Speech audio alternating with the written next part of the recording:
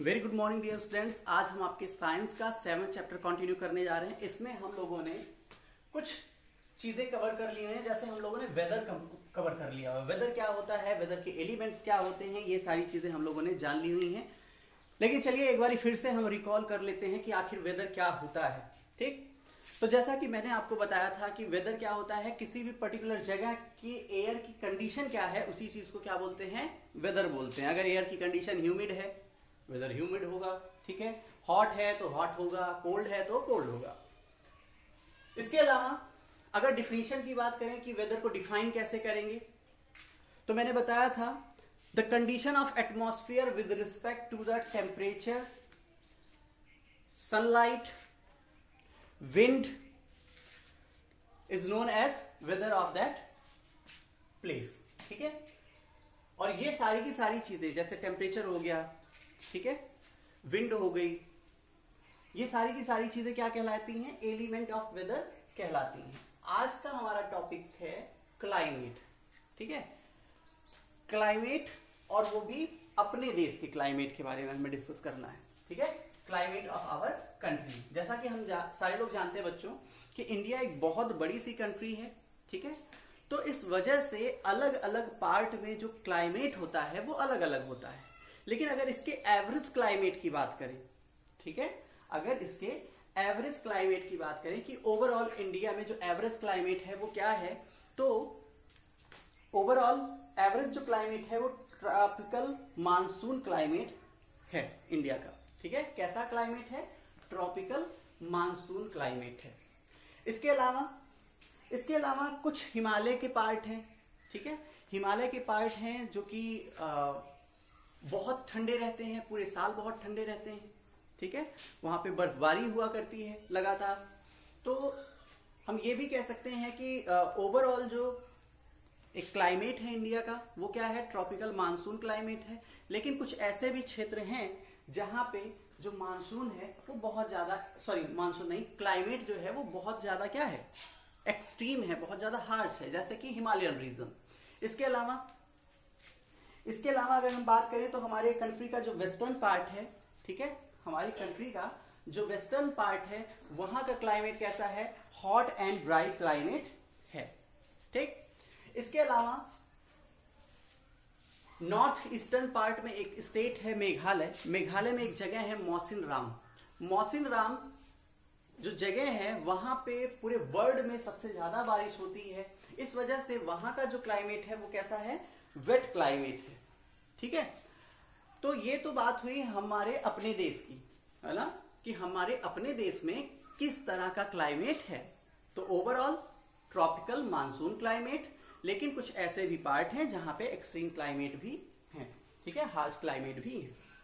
इसके अलावा अगर एक्सट्रीम क्लाइमेट के बेसिस पे अर्थ को डिवाइड किया जाए तो बेसिकली 3 कैटेगरी बनती है जिसमें अर्थ को एक्सट्रीम क्लाइमेट के बेसिस पे डिवाइड किया जाता है।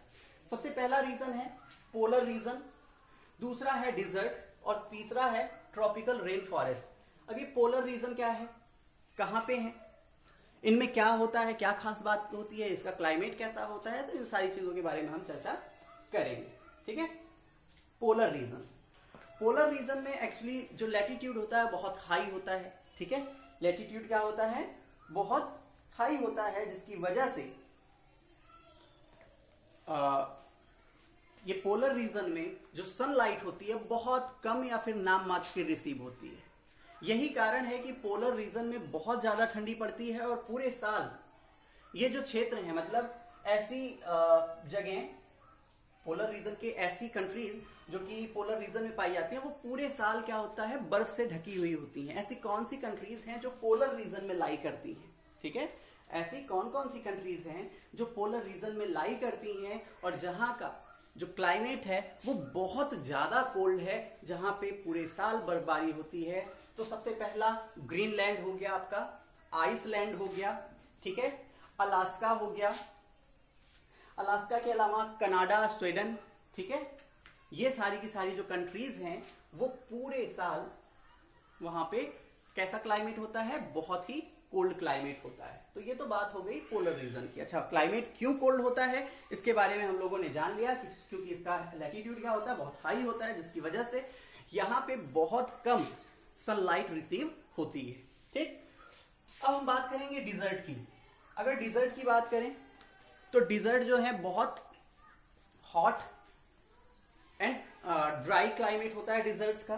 ठीक है, अगर हम बात करें पूरे वर्ल्ड में सबसे बड़ा डिजर्ट कौन सा है, तो आप लोग सारे लोग जानते होंगे बच्चों, अफ्रीका में सहारा डिजर्ट जो है पूरे वर्ल्ड में सबसे बड़ा डिजर्ट है। वहां का क्लाइमेट कैसा होगा, हॉट एंड ड्राई होगा। ठीक, अगर हम अपने कंट्री की बात करें कि हमारी कंट्री भारत में, ठीक है, ऐसे कौन से क्षेत्र हैं जहां पे डिजर्ट है, तो राजस्थान का कुछ पार्ट जो है वो डिजर्ट है, वहां का क्लाइमेट कैसा है, हॉट है और ड्राई है। इसके अलावा अब हम बात करेंगे किसके बारे में, ट्रॉपिकल रेन फॉरेस्ट के बारे में।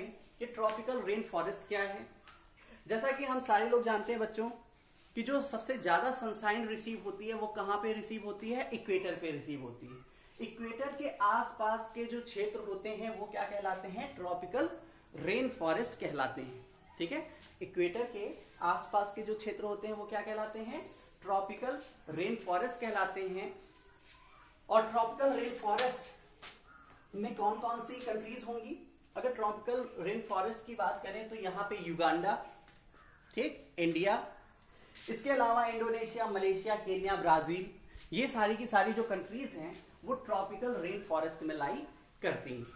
ठीक है, यहाँ पे मानसून कैसे, यहाँ पे क्लाइमेट कैसा होता है, अगर इस जगह के क्लाइमेट की बात करें तो ये बहुत ज़्यादा अमाउंट में सनशाइन भी रिसीव करता है। इसके अलावा यहाँ पे जो रेनफॉल है वो भी काफ़ी ज़्यादा होता है। क्यों, क्योंकि सनशाइन बहुत ज़्यादा ये रिसीव करता है। ठीक, तो ये बेसिक आपके रीजंस हो गए जो कि एक्सट्रीम क्लाइमेटिक कंडीशंस के बेसिस पे कैटेगराइज किए गए थे। कौन कौन से, polar, desert and tropical rainforest. अब हमें बात करनी है एडाप्टेशन इन पोलर रीजन्स।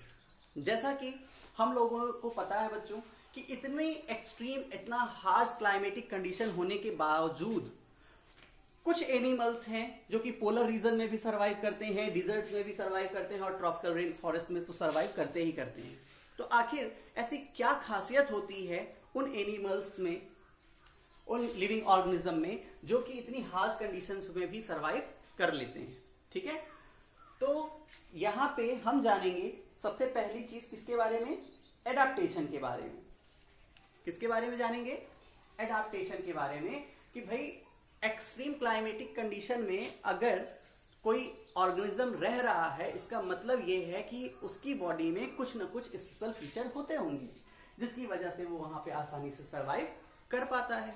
ठीक, अगर स्पेशल फीचर ना होते तो क्या होता, भाई तकलीफ उनको भी होती है ना, जैसे बाकी लोगों को दिक्कतें होती वैसे उनको भी होती। तो इसी वजह से बच्चों जो living organism in harsh and extreme climatic conditions में रहते हैं वो अपनी बॉडी के अंदर कुछ स्पेशल फीचर्स डेवलप कर लेते हैं ताकि वो उतनी एक्सट्रीम कंडीशंस में सर्वाइव कर सके।